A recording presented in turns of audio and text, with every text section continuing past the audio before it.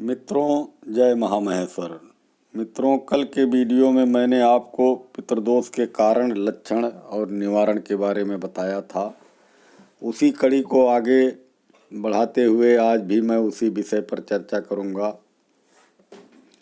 मित्रों, हिंदू धर्मशास्त्र के हिसाब से पितरों की प्रसन्नता जहां घर परिवार को खुशहाल बनाती है, वहीं उनकी नाराजगी घर परिवार में तरह तरह की परेशानी पैदा करती है।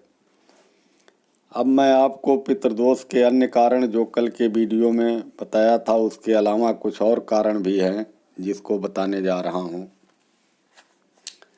जिस घर में आपके द्वारा अपने माता पिता की या आपके माता पिता द्वारा उनके माता पिता की सेवा न की गई हो, उनको बुढ़ापे में परेशान किया गया हो और वो अपने जीवन के अंतिम समय तक दुखी रहे हों और उसी दुख में ही उनकी मृत्यु हो गई हो, ऐसे घर में पितृदोष पैदा हो जाता है। जिस घर के सदस्यों ने किसी दूसरे की जायदाद धोखे से ले ली हो और किसी से कर्जा लिया हो, उसको वापस ना किया हो, ऐसे में भी पितृदोष पैदा हो जाता है।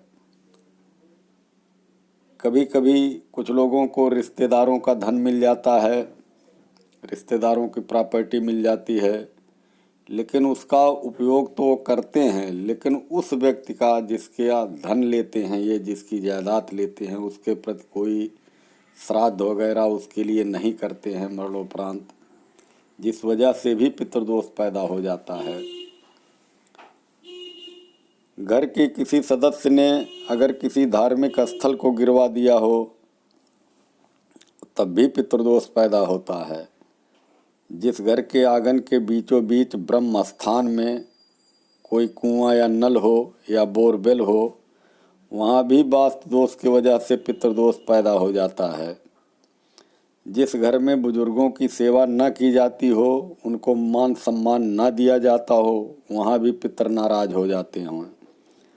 जिस घर में स्त्रियों की बार बार बेइज्जती की जाती हो, उनको उचित मान सम्मान न दिया जाता हो, वहाँ भी पितृदोष उत्पन्न हो जाता है। इस तरह बहुत से कारण हैं जिसका उल्लेख मैंने पिछले वीडियो में भी किया है। अब आपको पितृदोष के लक्षण बताने जा रहा हूँ। जिस घर में मित्रों पितृदोष होता है, वहाँ कई तरह की समस्याएं आने लगती हैं। जैसे कि घर के बड़े बूढ़ों द्वारा जो भी घर के हित के लिए फैसले लिए जाते हैं, वो समय के साथ सारे के सारे फैसले गलत सिद्ध होते हैं और उन फैसलों से धनहानि भी होती है, परेशानी भी हो जाती है। जिस घर में पितृदोष होता है, वहाँ के लोग सही निर्णय नहीं ले पाते, जिसके कारण उस घर में बाहरी लोगों का हस्तक्षेप बढ़ने लगता है। जिस घर में पितृदोष होता है, वहाँ एक अजीब सा सन्नाटा पसरा रहता है। वहाँ रहने वाले लोगों के मन में एक अजीब तरह की उदासी बनी रहती है। तो समझ जाइए कि यहाँ पितृदोष पैदा हो गया है। आपने चाहे जितना बढ़िया मकान बनवाया हो, लेकिन उसमें रौनक नहीं रहती है, तो समझ जाइए कि यहाँ पितृदोष है। जिस घर में पितृदोष होता है, वहाँ पलने वाले जानवर भी नहीं रहना पसंद करते, वे बीमार रहने लगते हैं या जल्दी मर जाते हैं। जिस घर में मित्रों पितृदोष होता है, वहाँ वंश की वृद्धि रुक जाती है और सदस्यों की संख्या कम होने लगती है। परिवार के जो अच्छे सदस्य होते हैं, वे परिवार में नहीं रहना पसंद करते, वो अन्यत्र चले जाते हैं, किराए के मकानों में रहने लगते हैं, लेकिन तब भी उनको पितृदोष से छुटकारा नहीं मिलता है। परिवार में एक दूसरे का विचार एक दूसरे से नहीं मिलता है, समझिए पितृदोष। घर के वरिष्ठ व्यक्ति बीमार रहने लगते हैं। जिस घर में पितृदोष होता है, वहाँ रिश्तेदार भी वहाँ आना नहीं पसंद करते और वहाँ के लोगों को का भी मान सम्मान बाहर थोड़ा कम होने लगता है। जिस घर में मित्रों पितृदोष होता है वहाँ शुभ कार्य भी जल्दी नहीं हो पाते, कोई धार्मिक आयोजन भी नहीं हो पाता जल्दी। बहुत व्यवस्था करने के बाद कभी कभार हो जाता है, वरना जल्दी नहीं हो पाता।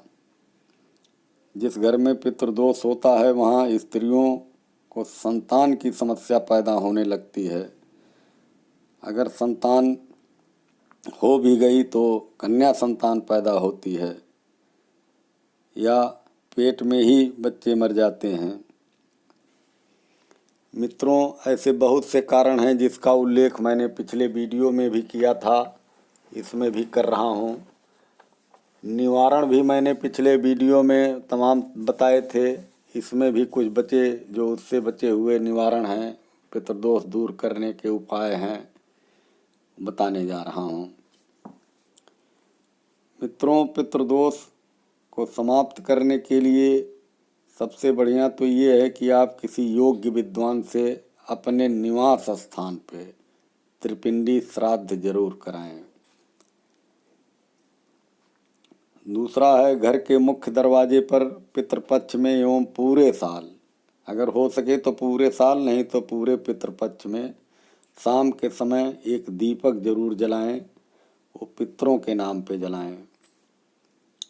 पूरे पितृपक्ष में 16 दिन दक्षिण की तरफ मुँह करके हाथ जोड़कर ओम मम पित्राय नमः का 11 बार जप करें।